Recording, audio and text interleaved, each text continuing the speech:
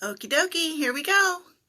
Hi everybody, I'm Teresa McGallagher from the Miracles Tribe, and last week I did a Facebook Live video for you all about the story from Genesis in the Bible of Adam and Eve and how they committed the original sin, which everybody believes was disobeying God because God specifically told them they could eat fruit from any tree in the Garden of Eden except for fruit from the tree of the knowledge of good and evil, which as we all know they did. And then suddenly, instead of everything seeming perfect and everything seeming ideal, they started to see some things as good, some things as bad.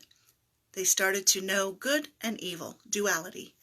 So that's when everything started to go haywire. That's when everything started to go downhill for us in humanity. And today I want to continue with that theme and share a little more from that story, because another thing that happened when Adam and Eve ate from the fruit of that tree is that they suddenly saw that they were naked and they became ashamed. And that's how God knew that they had eaten the fruit, because he came down to the Garden of Eden to walk with them, and they didn't want to hang out with him. And he said, why not? And they said, because we're naked. And he said, who told you that? Because they had not known that before. So this is a very important element that I want to speak to, this idea of shame. So shame is when you think there's something wrong with you and you feel bad about it. There's a difference between guilt and shame.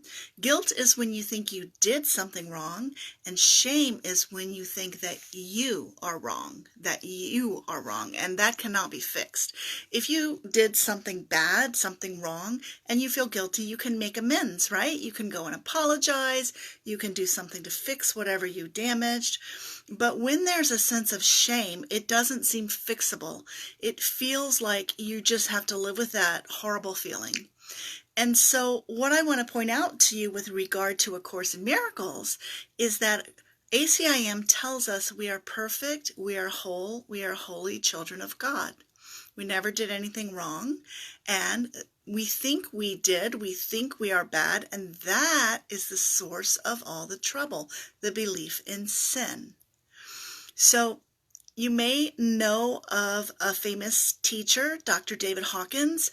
He had an awakening experience as a young boy and was enlightened, and then later came across A Course in Miracles and began to teach it. And he has this amazing map of consciousness, of the levels of consciousness. And at the very top of the map is love, peace, and joy. And at the very bottom of the map is guilt and shame. Those are the two very lowest vibrations that a human being can be operating from. And unfortunately, a large percentage of humanity is stuck there, stuck in guilt and shame and feeling humiliated about things for which they have no reason to feel bad, because a spirit can't do anything wrong. A spirit can't sin. And if you think that you are a body instead of a spirit, that's where the confusion happens. It's mistaken identity. So I just wanted to share that with you. The two things from that story in Genesis, those are metaphors to show us that we are, the Course says, we are still in paradise. We just don't know it. It also says that God put Adam into a deep sleep. And nowhere in the Bible does it ever say that he woke up. We are dreaming here in this illusory existence of life on earth that seems very real, in the same way that when you go to sleep at night and you have vivid dreams, they seem very real. And you don't question when you're asleep that what you are experiencing is not the truth. And it could be a nightmare and it could be a happy dream, but it still seems real until you wake up. So our spiritual practice with A Course in Miracles is to step back from this illusion, not take it so seriously.